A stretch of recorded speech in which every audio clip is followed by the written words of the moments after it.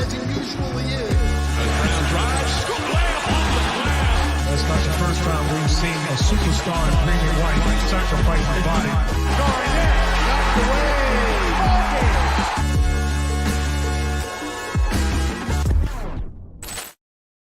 It's Wayne Spooney here with my guy, Jake Eisenberg, on First to the Floor. Jakey, no news, right? Slow day. Hey. No big deal. We're just going to come on here. We're going to talk Summer League. We're going to hit Dalano, Banton, Oshae, Brissett, all the big stuff. I appreciate Brad doing this literally 45 minutes before we plan to go live. So no details to iron out. This cap is really simple. And if anyone's been following the show, I'm great at numbers. So thank God Spoonie's here to help me figure all this out. We got this, baby. I got some back of the napkin math that we'll be relying on. Who knows how accurate it is. So if you have not been on Twitter or you randomly stumbled upon here and are not a basketball fan, the Boston Celtics about half an hour ago traded Grant Williams to the Dallas Mavericks. In a sign and trade deal where Grant was signed for just about the full MLE, the non-taxpayer MLE. The Celtics get a whopping 2 second-round picks back and a second-round pick swap. The Spurs were the third team, and they get Reggie Bullock as kind of the matching salary and a 2030 first-round pick swap. So, Jake, when you saw that come through, man, like what was your first thought? It's been real, and I had a look at all of the sign and trade kind of returns from the past couple of years and was like, that's pretty standard return. It's actually a pretty good return for someone like Grant Williams. I'll try and pull up the tweets so people can see like some of the other returns, but I think this is the reality of the new CBA. I do think that if we had the old CBA, Grant would still be here, but this was basically going to push us into the second apron, which is going to really limit our flexibility for the upcoming season. And as much as I would have liked to have kept Grant, he's not good enough to limit your flexibility this season because you never know what's going to come along. And I think you're able to plug those holes pretty easily with Porzingis coming in. I think there was a roster crunch for Grant anyway, with Porzingis, Rob, and Al. So I think from that perspective, the writing may have been on the wall a little bit. We can get into it. I think Grant is probably the most polarizing player on the team. Him and Marcus, dude, the two guys. Yeah. I was going to say, even Marcus, I feel like everybody finally came around over the last 2 seasons about what he did for the team. And you can kind of see by I would say, overwhelming response from Marcus that everybody mostly felt, I'd say 90% of people felt the correct way about Marcus. But Grant definitely has everybody split. And I think maybe we can get into that. But yeah, I don't know. What were your first thoughts? So yeah, I think I'm split on how I feel about Grant, dude. Like 1 minute I'm like, oh, this guy's so good. I'd pay him $15 million a year. And then the next minute I'm like, cut him, this bum. So he's just an inconsistent player. He's a young role player. Those guys are often inconsistent. Yeah, I think the big thing for me is I, at this point, expected Grant to be back just because there's no salary cap left. No cap room left for someone to make a crazy offer to him. And so then we're just competing with the full MLE. And that's what Grant got, like 12.5 AAV. I just figured we'd match that. So I was shocked that we weren't willing to match that and just bring him back. I get that. Look, there's probably a roster crunch limiting Grant's minutes if everybody's healthy. But I don't know how often Al Horford, Robert Williams, and Kristaps Porzingis are going to be healthy. That's the reason I wanted to keep Grant around is like, yeah, he might play no minutes for 2 games straight, and then he might be starting for a week and a half, you know? So maybe that's not a role he's interested in. And maybe that was part of it. I guess we'll probably never know. But real quick, Jake, before I bounce it back to you, the cap ramifications. Yeah. Bobby Marks tweeted that this saves the Celtics $40 million in tax.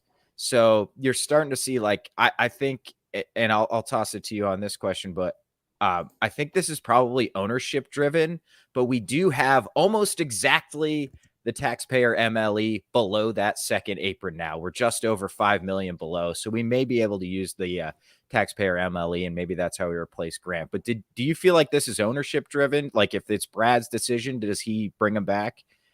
No, I mean, I really think because the second apron isn't as punitive this season as it is seasons going forward. But you'll have to remind me. But I think it really limits what you're able to do with trades in this current season. Like you have a lot of that. You can't aggregate salaries. Yep. You can't take back over 100% of a player coming back in. And so that's, I think, what Brad's like really, he's got all these second round picks. He still has Malcolm Brogdon's salary. Like there's a lot of stuff that can still be done. And I really think that was what it came down to. And people, I thought I said, yeah, I mean, did you think it was, I've seen people definitely saying they think it was ownership and they didn't want to spend this much on the tax bill. I think it has more to do with the second apron and limiting their flexibility. But that being said, like if that saves them $40 million on tax and that opens up this other move, I don't know. It'll be interesting to see who they get back. I know I was talking to a Rockets fan. Can we fit Jayshawn Tate into the TPE? Problem is he makes just over the TPE. So I haven't had time to like really dive into. Obviously, haven't had time to dive into the 6 million TPE or who's still available from a free agency perspective. So we will have to see. But all these second round picks plus Malcolm Brogdon's salary, you can start to put together like a Malcolm Brogdon plus lots of pick stuff. That maybe you get a better fit. That someone's going to be more impactful than Grant. But yeah. Yeah, and the reason why we got a $6 million traded player exception, which means we can take on a salary without having to send out matching salary up to $6 million, is because Grant is subject to what's called the base year compensation rule, which means he counts his $12 million going out, but we can only take back in his $6 million. So that's why it's really tough to sign and trade guys who are restricted free agents coming off their rookie deal. And that's why the Spurs were involved, because the salary matching gets so tricky when a guy's in the BYC. So that's why we didn't get that full 12 million traded player exception. We just got the 6 million. But yeah, I don't know. To me, it seems like Brad might have a problem. We might need an intervention. He might need to go to rehab because this man is addicted to second round picks. Dude, this is insanity. It's just going to be a team full of Jordan Walshes. Like what could go wrong? I once joked when we took Begaron that Brad's going to have a stash player in every country in Europe as a joke. That might actually happen at this point. Yeah. And who's to say it's a bad strategy at this point? Yeah, like, it's true. So I guess on Grant, right? So the Grant experience has come to an end for now. I saw, and you kind of touched on it, like is Robin healthy or Al healthy? And Spoonie bring in the GM knowledge. Thank the Lords. I saw, Grant is good Rob insurance, but I think this was the issue with Grant. Like he never really, to me, shed, like he was solid, but he was like the definition of a tweener. They never went to him at small ball 5. That was last year under Joe.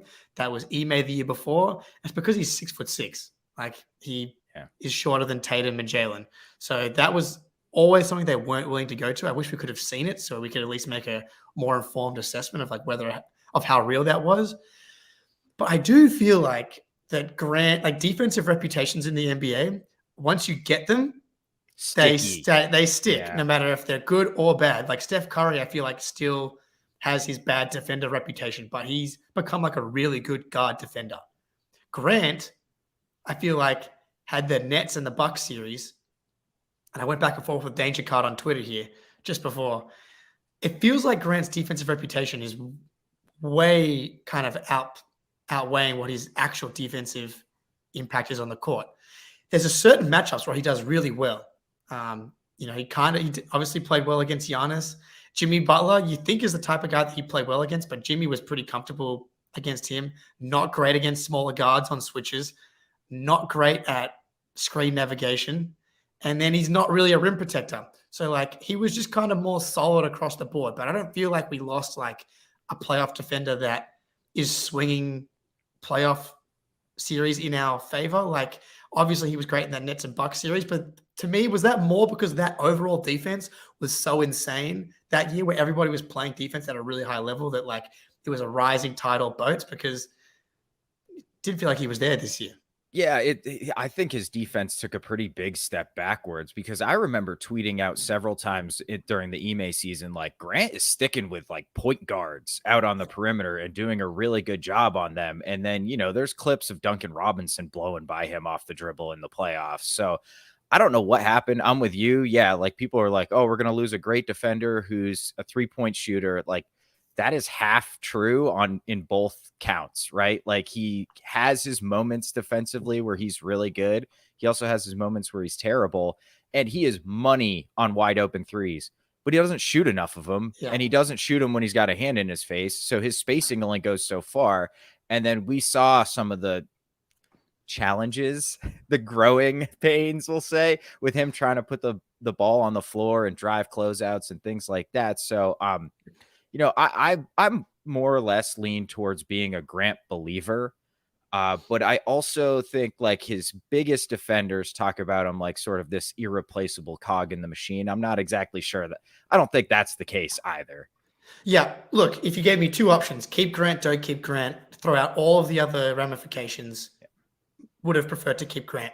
Who are we going to get, that's going to be as good as Grant? Probably not someone quite as good as Grant. But I would say right now the defensive personnel might be even like better when we're going to get into the Oshae, Brissetts, and kind of the roster that's being filled out around him. But Porzingis and Al playing in drop, and Rob and Tatum has become a mini Rob in the way that he plays help defense. I would say was the biggest development in Tatum's game last year was he became like a rim protector when Rob was out and playing that roaming role. And so now you can have either Al or Porzingis playing the drop, and either Tatum or Rob playing the roaming role. And if Rob's on the court as well, Tatum's playing every other position under the sun. Love Grant, would have preferred him to stay, but it's gone too far. Like he didn't help against the Heat. Like he could not get over the screens in all the off-ball actions. Famously in game 2, got cooked by Jimmy down the stretch and couldn't get a stop. Like not an elite offensive player. Like, okay, Hauser couldn't get on the court in the playoffs. Are we sure that he can't just be as good, if not more effective than Grant, given the opportunity? I think offensively he'd be way better.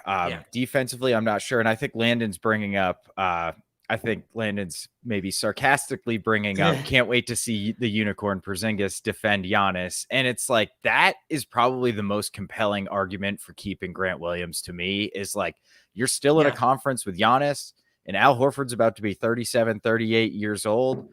I mean, Rob has done okay here and there. He's also gotten cooked by Giannis at times as well. He's just not really strong enough.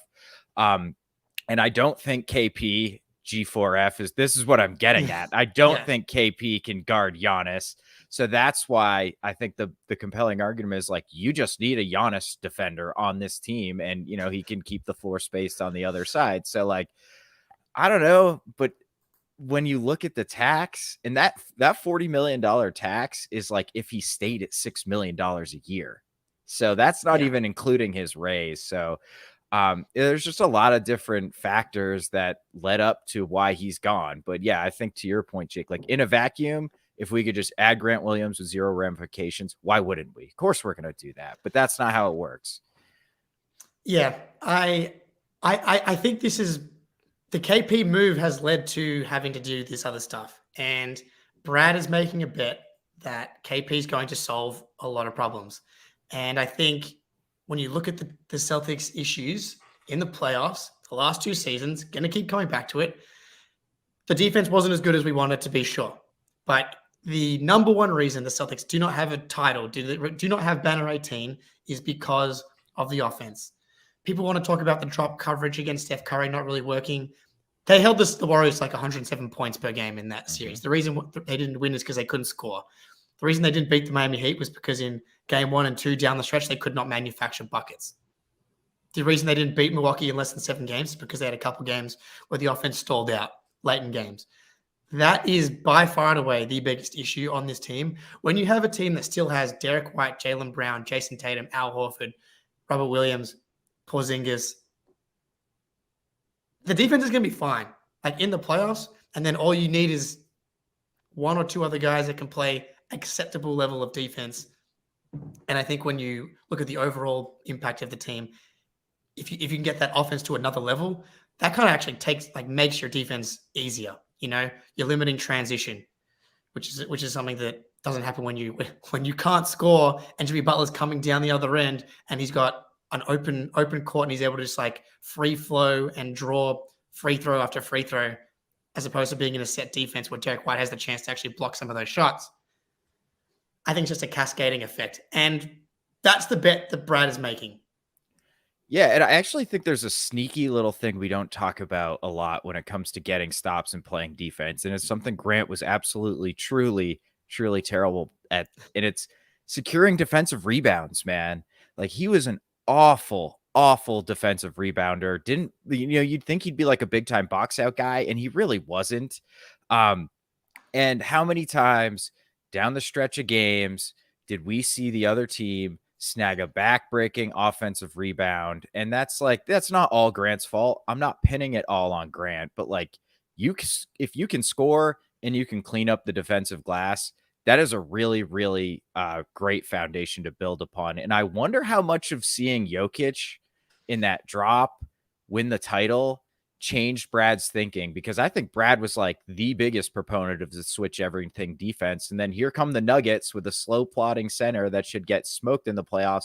And I think it back, like Denver walked to the title, basically. Like no one really challenged them. So I wonder if that's part of like, okay, you know what? I am comfortable bringing KP into this team because I know a defense around a guy like that can succeed. And KP's a better defender than Jokic is.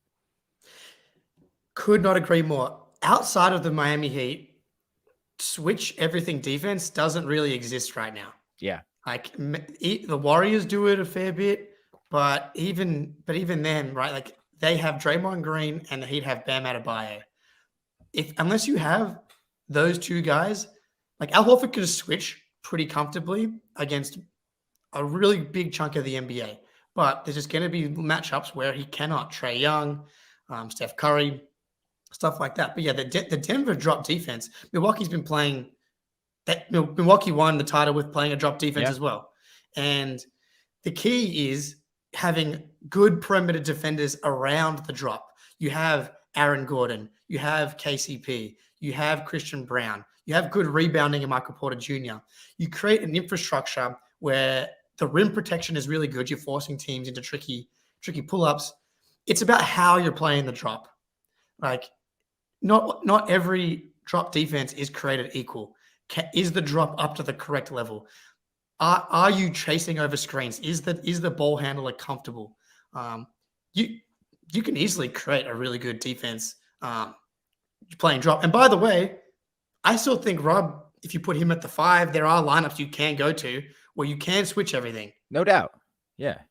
So, and real quick on Mitch raises, Denver got away with it because they have one of the best offensive players in NBA history. Miami broke 100 once in the finals. Yeah. Their defense was playing really, really well. So obviously having Jokic, huge advantage. Yes. And it goes back to what you're saying. You get to set up your defense because you're so efficient at scoring. That's kind of the vision, I think, with the Celtics too, is like, obviously KP, not nearly as good offensively as Jokic, but KP, Tatum, and Jaylen, I mean, there's not a lot of offensive big threes in the NBA that can compare to that. So I think this has been a drastic switch in how the Celtics are going to play basketball, I think. And this is kind of the last domino to fall. Yeah, I think that's probably the biggest takeaway from the offseason so far, is it like Brad was like, really good team. Mm-hmm. Probably could win a title in the next 1, 2, 3 years. But I'm pretty confident that there's another way to do this, and there's a way to unlock another level in this team, and it's offense. Like, there's a reason why Marcus Smart always took the last shot. It's because he's wide freaking open. Yeah. Wide open. There's a reason why Grant Williams made 7 3-pointers in this game 7 of the conference in the second round against the Bucks. Yes, he made every single one, but there's a reason why when he's out on the court, offense becomes really difficult for the rest of the Celtics, because Miami is very comfortable helping off Grant and very comfortable closing out on Grant, because Grant does not get his shot off quick enough, can't drive closeouts, and can't play make out of that. Porzingis can shoot literally over the top and can fire away, can drive these closeouts, can pull up from the mid-range, and can pass out of it at just a completely different level than Grant is. I mean, it's almost rude to put those two guys in the same conversation from offensive impact. But you look at Horford and Rob, KP is like both a mix of both of those guys, and that he's a lob threat. Like, what's great about KP is that he can run pick and pop, and he can also be a lob threat. But also, like, you can throw the ball to him on the perimeter. And Al Horford still drives the odd closeout, but KP's like really comfortable doing it and was like one of the most efficient players driving closeouts in the NBA last season. So, like, that's the bet. And the front court rotation of Al, Rob, and Porzingis, I think, just has a much higher ceiling than what like Grant and Marcus was going to give you. Even if emotionally, like, these are two massive personalities. I can see a bunch of people talking about how we gotten rid of the complainers in the chat here. Tatum the only one left as the last complainer on the team. Tatum ain't going anywhere. No, he's allowed. This is the thing. He's always been allowed to complain as the superstar. So, look, I think a lot of this team is like, we're gonna have to wait and see. Yep. Like, I think Brad sees the vision. I've gone back and watched a lot of the tape. I can't play any of the clips right now, but going back and watching Porzingis in the Clippers series in the playoffs, he averaged 16 and 6, 1 assist, 0.6 turnovers on like 49, 39, and 86 from the free throw line, like 63% true shooting over his 10 playoff games. It would be nice if he had played in another playoff series, because we could have seen him against a non-Clippers team. But like, you think about Miami, who like to switch everything. He was pretty effective. Like, he wasn't great in the most recent playoff series, but that Mavs team had kind of fallen apart. Yeah. And Porzingis' role, just like everybody that plays with Luka, is like just a spot up guy. He didn't run a lot of post ups. They didn't go to him as much as they could have. Like game 7 against the Clippers, Luka had 46, 11, and 12 or whatever, an amazing game 7, but he took 30 shots. Right. And I just think that there's going to be a more balanced attack, and that's a credit to Tatum. Yeah, I mean, look, I don't think Luka, incredible playmaker, but if you're playing next to him, you're not going to have a lot of ball in your hands. And we know Porzingis can do a lot with the ball. So, yeah, I mean, I just kind of think it's like we're moving on from sort of that Udoka style era of play. It'll be really interesting to see how it plays out. But Grant going isn't the only new news since we've been on, Jake. We signed 2 guys. 2 guys that I actually think kind of interesting because they're young. This is like not the type of minimum contract you see a lot of title contenders sign. You often are looking for those older vets, but both these guys are young, and that's Oshae Brissett, who we got on a 2-year veteran minimum, second year as a player option from the Indiana Pacers, and Dalano Banton, who I believe was also, I think he got the same contract, the 1+1 for the minimum from Toronto. So why don't you hit us with a little, what I think we kind of assigned each other. I've got sort of the Brissett breakdown. You've got some Banton stuff. So who is Dalano Banton, if you don't know, and what's his game like? So I love this pickup from Brad, and we can get into what Brad's vision is after we discuss these guys for kind of the back end of the bench. But Dalano Banton, depending on which website you use, is somewhere between 6'7" and 6'9", and he's a point guard. I think he's at least 6'8", but he's a 6'8" point guard. And look, I'm not going to pretend like I've watched a lot of Dalano Banton, but that being said, he played under 300 minutes last season. And I went back and watched a lot of his tape. A lot of it came in garbage time. What's surprising to me is why Toronto let this guy go. And it's always good to see what other fans say about this team, about a player that gets let go. A lot of Raptors fans are like, why are we letting go of Dalano Banton? They were talking about how much they liked him. He never really got a real chance here in Toronto anyway. Not only that, that Toronto offense was kind of a mess. So you look at Dalano Banton's 3-point numbers, you don't love that, but this is what he is. He's a huge point guard, really active defender, so really good defender for his position, good rebounder, gets downhill. Like you don't want to you want to see the Celtics shoot less threes. This guy can really attack and get downhill, and because he often has a mismatch, he has success doing that. Now, Nikias Duncan, someone who actually knows what he's talking about, tweeted about Dalano Banton. I've pulled up here. Dalano Banton, big guard, should help juice Boston's transition attack, quality perimeter defender, like him on wings more than shifty guards. Numbers weren't reflected, but took real strides as a jump shooter last season. Still has a ways to go. But he's 23 years old. So it's like, I like taking this flyer on a guy that hasn't had a real chance. He's going to Summer League. Like, this is now I'm way more excited to see the Summer League team with the addition of Banton as well. I really like the fit here. I think he just gives them a flavor that they don't really have. Like, they're kind of looking for a third point guard right now. You have Pritchard, you have JD Davidson that give you one thing. Great comp. As soon as I saw that, I was like, and post injury, Sean Livingston. Let's be clear. Yeah. But yeah, big, athletic, young, hasn't really been given an opportunity. Upside, we will see. I don't want to get too crazy about it, but like, I like the flyer. Yeah, and he does one thing that I really like out of like wings, because I assume he'll be defending wings and probably be out there with another guard all the time. He's a grab and go guy. When he gets a defensive rebound, he just immediately pushes really hard, and he seems to be pretty comfortable doing that. So that's one thing I will be keeping an eye out in Summer League. Oshae Brissett. I'm writing about him right now. I know. So I've done a lot of research about Oshae. 6'7" wing, 7-foot wingspan, like kind of like a beefy dude. You know what I mean? Like, he can guard up. He played a lot of 4 for Indiana. Rookie year with Toronto, then 3 years with Indy. Second year was kind of a cup of coffee. Then he had kind of a big role 2 years ago. Like 24 minutes a game, and then down to 17 when they added Nesmith, Ben Mathurin, Nembhard.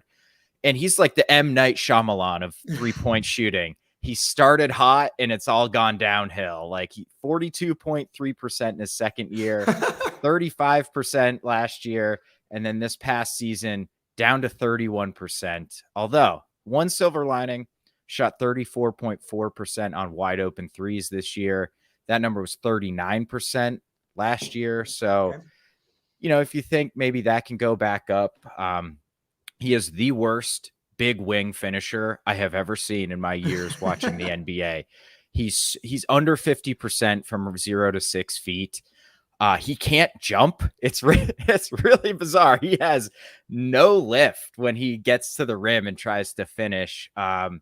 Defensively, look, you want heart, you want dog, you want fight. Yeah. We're going to love Oshae Brissett. Like, he plays super, super, super hard. He is a decent cutter, clean music lover. I agree with that. Yes. He rebounds really well for a wing. He just fights. Like, he does good on sort of those bigger wings, like your Marcus Morris types. But like, if he gets switched out to a guard, you're maybe in trouble a little bit. Look, there's a reason this guy's available on a minimum, right? He's got some holes, but I like the idea because he's still young. I think he's 25 years old. He's got some room to grow. And yeah, I think Z Gamer says Brissett is like a budget Grant. I think that's a pretty solid comparison. Like, he's not going to play elite defense, but he can cover you. He can guard guys. He can give you 20 minutes a night. And if the shooting starts popping up to that high 30s, that mid high 30s on decent volume, like, he's going to have a nice, valuable role. I'm just not super confident it's going to. So, kind of a mixed bag from Brissett, but I like the vision with both of these signings. Yeah, I think everybody has to understand that the Celtics aren't really able to give anyone playing time. Like for all these Right. signings, someone on Twitter was like, "How do we not get in on a Malik Beasley, Yuta Watanabe?" Firstly, they can't play in the playoffs. Like people that wanted to get Beasley or Watanabe, Eric Gordon went for more than that. The Celtics aren't Josh Richardson. The Celtics aren't able to offer, firstly, more than the minimum. Also, aren't really able to promise playing time to anyone. Like the top 7, top 8, including Hauser. Like I think Hauser's this is a nod to Hauser as well. Yeah. Like I think I'm really excited because I'm a Hauser believer. I think he holds up totally fine on defense, especially in the context of this Celtics defense, and then provides like real offensive juice.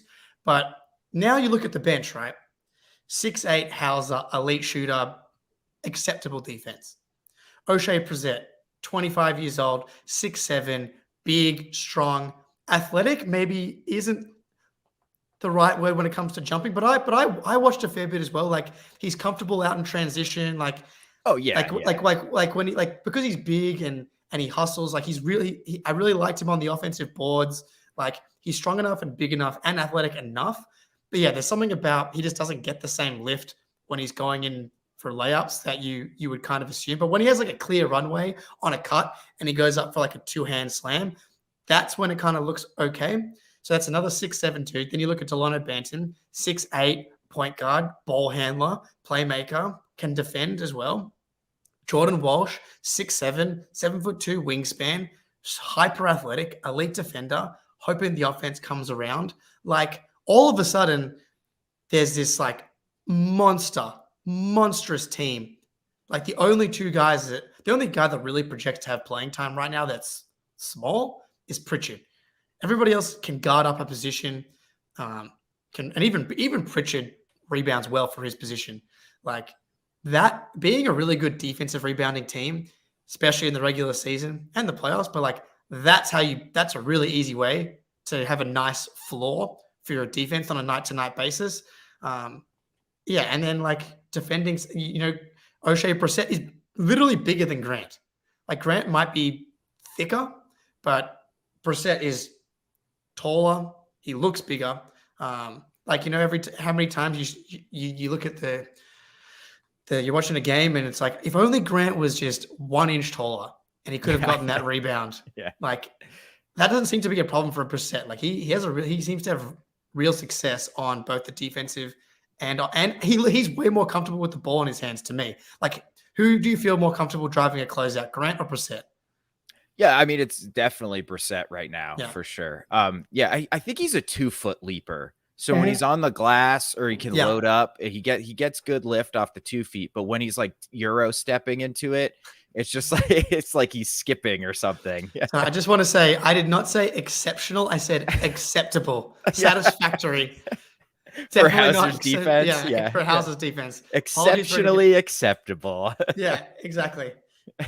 Jake, hey, don't sleep on kangaroo meat. Underrated. Wallaby curry. Don't knock until you try it.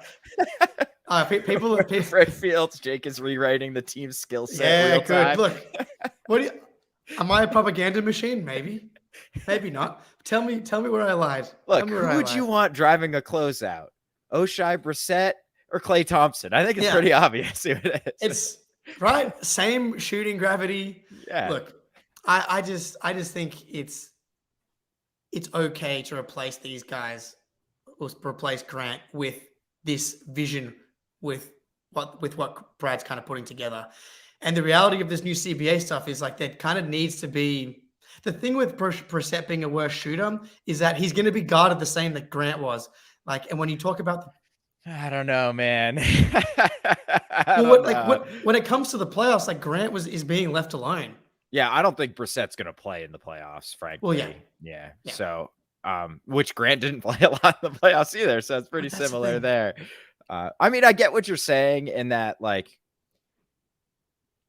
we were talking about Grant's gravity isn't quite as good as it could be because he doesn't take shots unless he's wide open, right? And like Brissett will kind of be the same way, but Brissett is not very good. If I'm being, being totally honest, man. Like I don't want to be mean. If he can get the shot up there, because he's okay, like going to the rim and cutting and stuff like that, but he's really he's a veteran guy, a veteran men guy for a reason, you know. I see it more from a defensive point of view. Agreed. Like, yeah, exactly. People worry about the defense. I think that there's unlimited lineups that Brad can go to, that Joe can go to, that can guard up, be strong, get defensive rebounds, dive on the floor, get blocks. I think this team can be huge. And in the NBA, where we're playing a sport where they designed the way to score in the air, and to have a team that's bigger than the other team has value. As simplistic as that is, yeah. Look, it's a minimum signing. But exactly. Like, I like the vision of having 3-4 guys that are 6'8", 6'9", that can do a little bit of everything. It just gives them options. Yeah. I mean, again, like, and if his shooting clicks back up to that like mid-high 30s, like he's just kind of a different player. I think Banton is the more interesting guy because he has a legitimate offensive skill set as sort of a ball handler, passer type.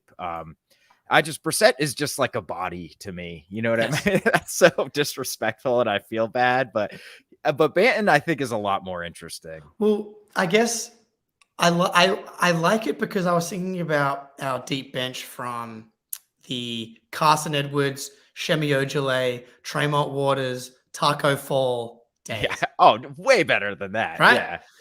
And so from that perspective, I actually think that this like just makes sense in the modern NBA. Yeah, like our bench is kind of like the Raptors. Like if our bench played the Raptors in a playoff series, they might win. No, might easily. I mean, easily, especially with JD Davidson running the point. Like obviously, like who would you rather have? Who would you rather have, JD Davidson? Barnes? Who would you rather have, JD Davidson or Dennis Schroeder running the point? Yeah, I don't know. I don't know that one. I don't know. Maybe I could be talked into that. But anyway, that's probably too much on two vet men guys. So before we move on, I want to say first, the floor is brought to you by FanDuel. And the banner should be showing up right now, but it's not. So FanDuel, I don't know why this is happening. StreamYard's been having Sorry. Okay, FanDuel, there it is. Got it up. Get a no sweat first bet up to $1,000 when you visit FanDuel.com/Boston. Get a bet in. The Sox are playing the Rangers. It's baseball time. It's summer. You know, bet on Boston. I think we've been kicking around even money for the money line. So go snag the Sox while you can get it on FanDuel. FanDuel.com/Boston. And I apologize for the technical difficulties. That's why we need Ben around. Ben's in Vanuatu having a great time. We hope you're having a great time. We see you in the chat here, Ben. I'm trying to get this super chat up here. It's up. I can see it. Yeah. All three bigs are better defenders than Grant. He wasn't going to play this year. He was actually a very limited defender, getting roasted by guards and wings. This year, Grant was not a good defender. Yeah, agreed. And that held true in the playoffs. So I think they're going to be fine. Like there's as terrifying as it is, there's a reason the Celtics are still the betting favorite to win the title right now. I think we just have a very bitter taste in our mouth from the conference finals. But you know, if Satan doesn't take over Caleb Martin's body for 7 games, do the Celtics just win that series like quite comfortably? Probably. If Jaylen Brown doesn't have his worst playoff series of his career, do the Celtics win the series? Yes. And I think that the Celtics still lose to Denver, but like just are so much more comfortable against Denver. So complete side tangent, but shout out for the super chat. We really appreciate it. But I'm still fine. Yeah, and I think it was Darren Faust. So thank you, man. We appreciate it. Now I can't get the FanDuel thing to go away, so we're just gonna deal with that for now. I mean, I know how to in theory, but it's not working. So that's great. StreamYard's laggy today for me. So yeah, that's what we'll blame it on. Anyway, all right. So real quick, we got to hit Jaylen Brown not signing his extension yet. Yeah. I think this Grant news kind of changes. I think that's a real clear signal that we're probably going to sign Jaylen any day now, and we were probably just waiting to get that out of the way. I'm sure there was stuff kicking around with Grant. So, I mean, are you concerned? Do you think Jaylen's in trade talks or? No. Yeah. No, I don't at all, really. I thought maybe there was like can we get Grant at a number, which if Jaylen takes 34% of the max, does that mean we can keep both kind of thing? I thought that was a potential possibility.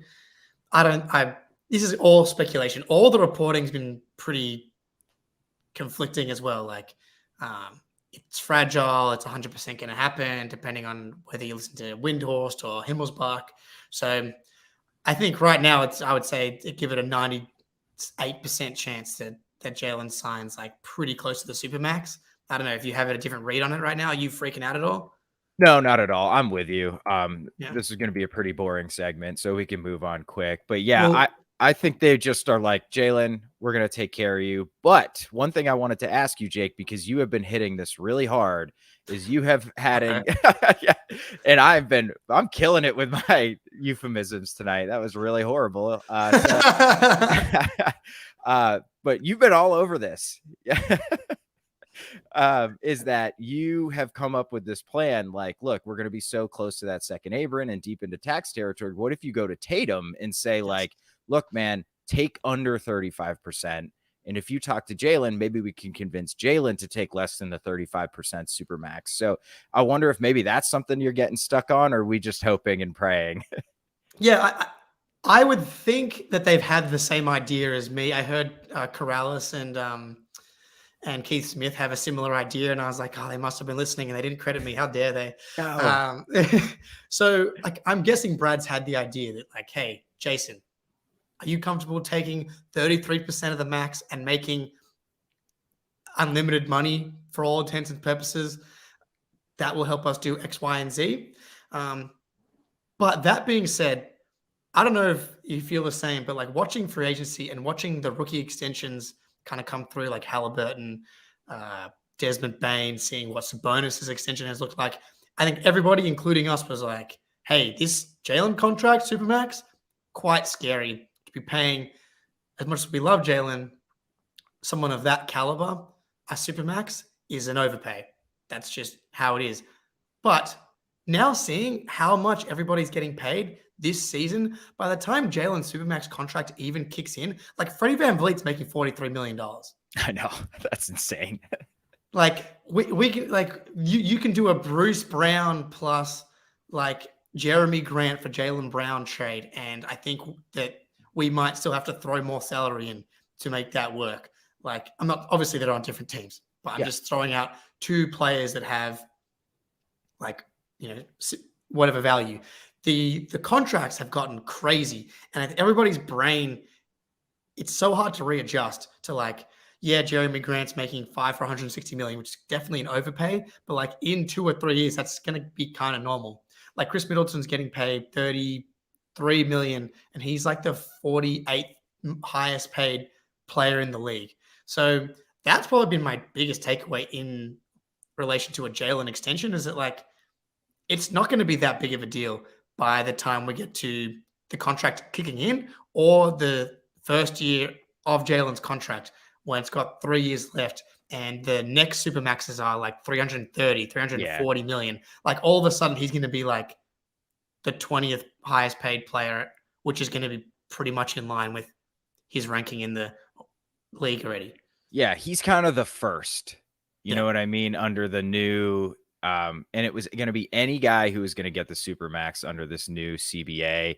I think the reaction, unless it was like Steph Curry, somebody on that level, was always going to be like this, like, wow, that is so much money, and look at all these horrible penalties you can run into.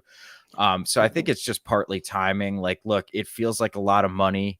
I really do think like with the Porzingis addition, will cover up some of Jaylen's problems on offense in the playoffs. I think it gives him a really good pick and roll partner that will make things easier for him. So it would be great if we could get him to sign for 32.5% of the cap and him and Tatum do that. I just don't think realistically that's going to happen, especially JB. I think he's part of the Players Association. One of the VPs of the Players Association. And those guys really seem to take it upon themselves as part of their duties, which it is. I'm not dismissing that or saying it's wrong, but those guys really are like, I'm going to get every penny because that's the best thing for the union.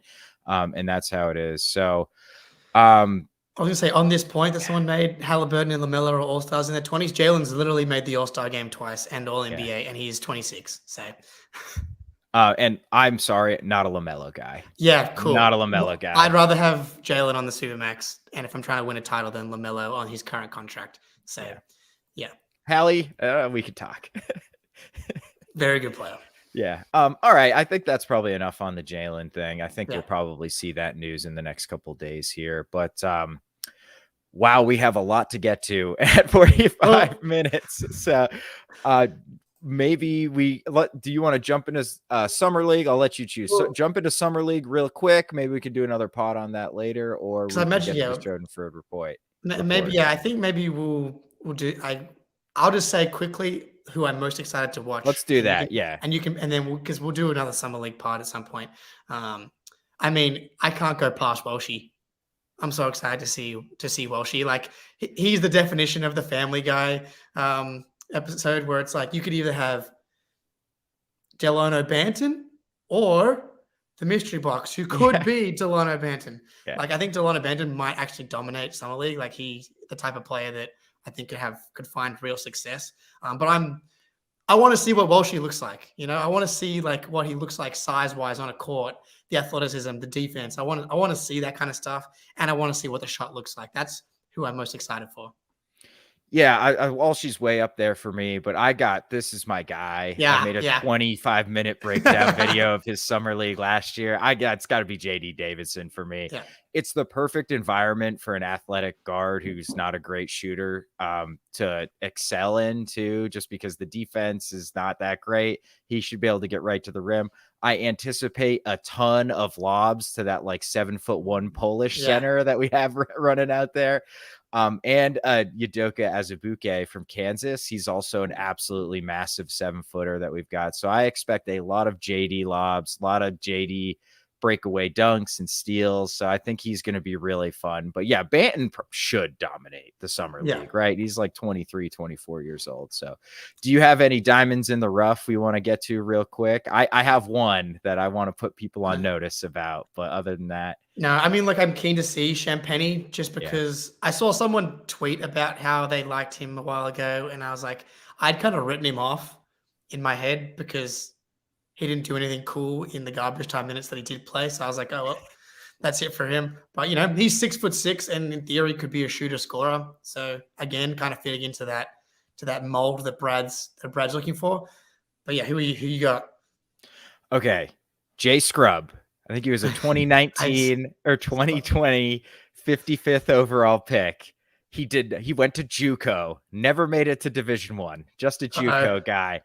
6'5" guard, but dude, he's an insane athlete, sort of pretty solid handle. He's a lefty, good length, shot 63% from 0 to 5 feet in the G League last year. Like, he could get to the rim, he's explosive, and he can finish. He cannot shoot, but it looks okay. It looks all right mechanically. Not a great defensive player and had a negative assist to turnover ratio.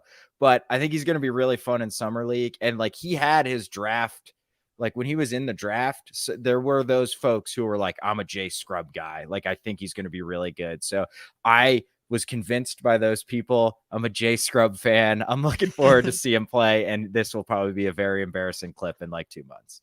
Yeah, but look, I like bringing all these non-shooters. Everybody's freaked out about this layup or three mentality. We can't shoot too many threes if no one can shoot threes. Yeah, Brad's taking it away from Joe. Genius. All right. If you are new to the First to the Floor podcast, then you might not know that Jake has his own special segment that we like to call the Schadenfreude report, and I'm probably mispronouncing that, where Jake checks in on some of our least favorite NBA teams and basks in the glory of their misery. So, Jake, who do you have for us? Well, I think at the top of the list, and you did pretty good with the pronunciation, but the Schadenfreude, I think, is the all right, the official. Yeah, look, I've been in the lab this offseason. Yeah, you killed that. So the Sixers are at the top of this list, and if you don't know Schadenfreude, yeah, that's just anything that bad that happens to your enemies makes you feel fantastic. So the Sixers, I think, might be done. Like, they were already running on fumes anyway with the Harden thing. And so with the Harden trade, request, demand, whatever you want to call it, they have two options. It's either bring back Harden, who we were already pretty comfortable with bringing back a Harden, that another year older, another year more well done on the barbecue. Already happy with that. But now if Harden comes back, he's also, we might get fat suit Harden. We might get Harden playing against the Sacramento Kings looking like he has a concussion. We might get that version of Harden. The other option, the best trade that appears to be on the table right now, is like Norman Powell and Batum. And like, I like Norman Powell, but the reason the Sixers were as good as they were last year is because Harden was an elite playmaker and they were able to get Embiid in the spots that he needed to become an MVP. I think without Harden, they might be the worst passing team in the NBA. Mm-hmm. And it actually won't be particularly close. So that's one piece of it. They made the Jalen McDaniels trade last season for Matisse Thybulle in the 35th overall pick, and they just let McDaniels go for nothing. So like they literally traded the 34th overall pick. They could have had Jordan Walsh. Could have had the Walsh dog. Instead, they get nothing for Matisse Thybulle. And they lost Niang, they lost Shake Milton, and they've replaced them with 35-year-old Patrick Beverley. And I've just seen they've brought in Mo Bamba. What could go wrong with that? Yeah, he's killed it everywhere he's been, right? There's been absolutely no reason he's bounced around from team to team for his whole career so far. So, yeah, I think Philly is like an actual contender. Might be over. I don't see it. Harden was really important to them this regular season, and he basically won two playoff games. Two of their three playoff games were basically because James Harden got stupid hot from three. So, he's really difficult to like, but he was like setting the table for those guys all year long. And Maxey, I like him a lot as a player, is just not that guy. He's closer to Tyler Hero than he is James Harden when it comes to playmaking. He's probably worse than Hero as a playmaker. Yeah. That's what Sixers fans are praying. Is it like there's a Maxey playmaking leap? Because without that, they don't really have a guard. Yeah, like Maxey's really good, but that's kind of a hope. That's similar to us hoping that Oshae Brissett shoots 39% from three. Like there hasn't really been anything that shows you that Maxey's going to become an elite pick and roll ball handler between last season and this season. Both things are possible. Mm-hmm. Let's hope Oshae Brissett is the one that happens. But yeah, right. I think but like I don't know about you, but like the Sixers, that was their best shot was last season. That was the best team, no, maybe tied best team with the Jimmy team. But now, like, they're out of and Niang gave them good minutes in the playoffs too, man. And they haven't really replaced him. And McDaniels, whatever, he's not that great, but like that's just bad asset management. You're just losing assets. And when you are a contender and drafting late in the draft and way over the cap, like you can't really afford to just blow assets on essentially nothing. So I'm with you. Even if they bring Harden back, I think he's going to be a guy that falls off a cliff pretty hard. And I think he's well on his way. So, and who knows with Embiid, man, like I think he's one more bad season away from probably asking out, dude. I really think so. Yeah, but I know so it's like we kind of need them to win like 49 games and be like a fifth seed, because we want them to be good enough where he doesn't ask for a trade, because I think if he goes to like the Knicks or something, a team that it maybe has a bit more upside, we don't want that. We want that, right? That was why I like Doc Rivers as the coach. He was perfect. Like a ceiling capper. So hopefully Harden comes back, because I think that's probably like the best kind of middle ground for a Celtics perspective. The Bucks. So I was really hoping the Bucks were going to lose Lopez. I do appreciate the Rockets bumping that price up to $24 million for Brook Lopez in the year 2023. That's a serious contract. But again, like in year 2023, it's not that much. They bring back Middleton on a pretty good contract as well. So like from that perspective, that's good. But they lost Javon Carter and they lost Joe Ingles and they signed Malik Beasley. Those are like the moves that they made. Malik Beasley cannot play in the playoffs. Nope. Like he could not play in the playoffs for the Lakers at all. Firstly, he couldn't make a shot because he got the deer in the headlights, and he might be the worst defender on the Bucks. Like he's a disaster on defense. I promise you though, there's going to be games where we're watching the Bucks and they're in a tight game against the Pistons, and then Malik Beasley hits 3 threes and they win the game. Like he like similar no to doubt. Like Javon Carter was really good for them last season in that role, right? He shot 40% from 3, but was a much better defender. I think they're actually going to feel that. Joe Ingles was solid for them in the regular season, didn't help them in the playoffs. I think the big news, and this is like not, again, we don't want anyone to get injured. Middleton had another knee surgery in the offseason. That's 2 knee surgeries in 12 months. He hasn't had a good playoff run, a healthy year now since the 2021 season. And he's on the other side of 30. That does not bode well for Chris Middleton. And then Giannis just came out today that he had a knee surgery.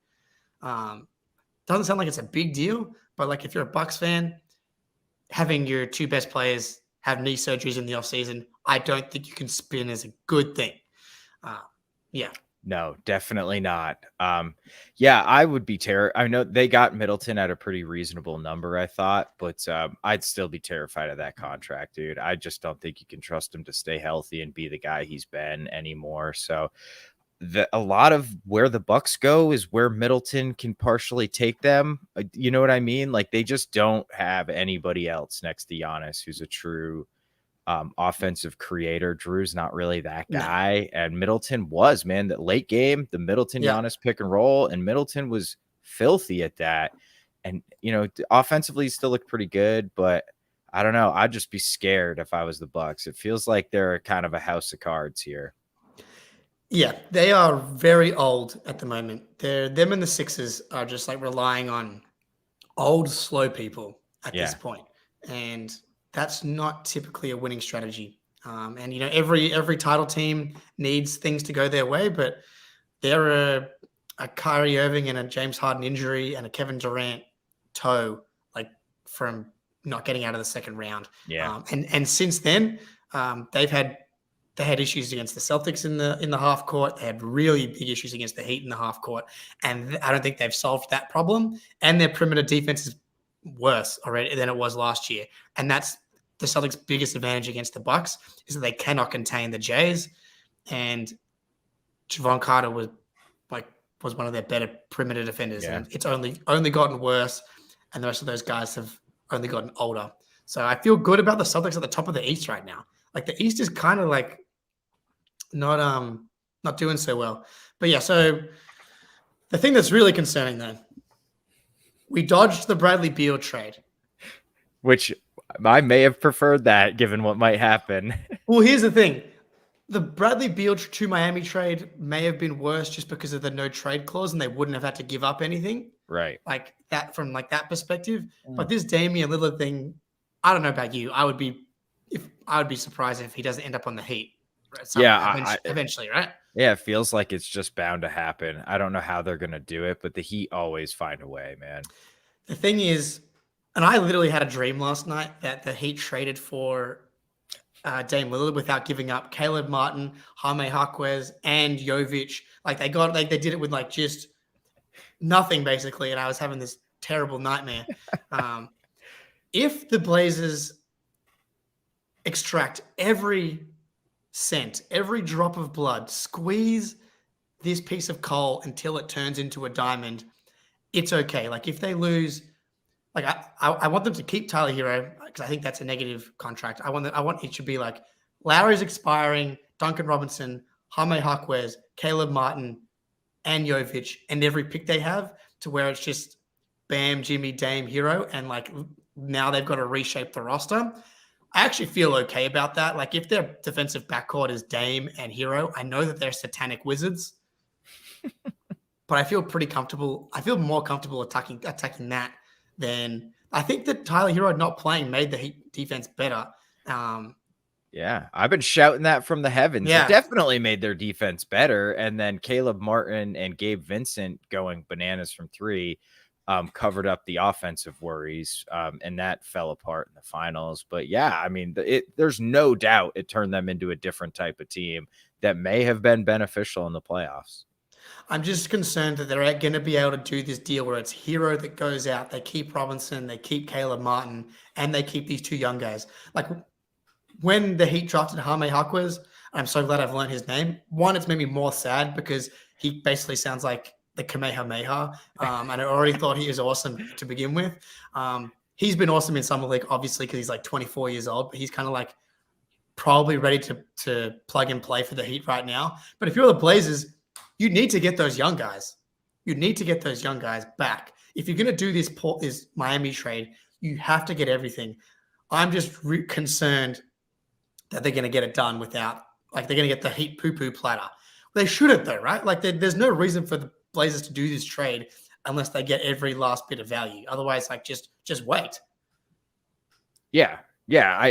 I think they're going to do what Morey did with Harden and just wait. Like, he's under contract. Like, you can go into next season with him on the team. Like, who cares? You're not trying to win anyway, so what's it matter? So that's the only way I can see it not working out, is if not working out with Dame going to the Heat, is if the Blazers really, really dig their heels in, or like, no, we are waiting for the right package. You know, you need to give us some more teams here. And I think Dame is a baller. He's not going to want to sit a season out. He's not Ben Simmons. You know what I mean? So I think that we're in for a lot of Dame updates over the next 6 months. It's going to be awful. Man. Yeah. I think you have to wait it out. But like, if you're a Heat fan, you're the media, the package is going to be out there. It's going to, like, the league, like, they obviously started with this package. You don't want to offer everything to start. But like, eventually the pressure's going to build, and the Heat are not making other moves. Like, if they end up having to gut the roster to make the Dame move, the longer they wait to make the move, the less guys there are out there. But, you know, the Heat are good at finding a way. People in the chat talking about, like, I have seen, like, Nurkic, yeah. Nurkic being floated as someone that the Blazers want to dump back in a Heat deal. That would actually, I think that would fit well in the Heat. He's not great. I used to think, but he's a really solid offensive player. He used to be, and then injuries have like sapped him of any limited athleticism he had. Yeah, like, he's a beast on the glass and stuff, but I don't think he can play in the playoffs anymore. He's better than Cody Zeller, I guess. Maybe. Yeah, that's for sure. Like, that's probably the thing. Yeah, I think right now I would say I'm most scared of the Heat.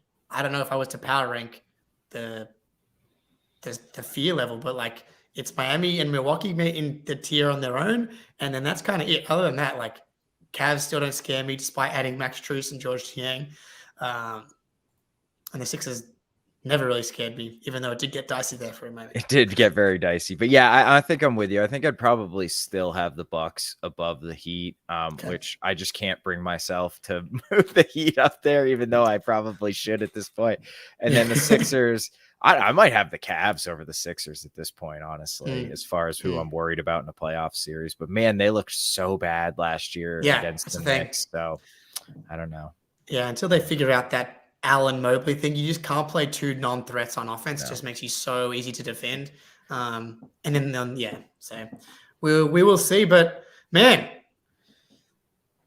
what a day! It doesn't NBA offseason. And man, one thing about Brad's tenure is it's not boring, dude. Jesus. He makes moves. So unfortunately, we should probably admit that the Lakers did pretty well in free agency, and that's it. So of course they did. But all right, Jake, unless you got anything else, man, I think that's going to do it for this one. Everybody listening in the chat, watching, thank you so much. We appreciate it. We are out.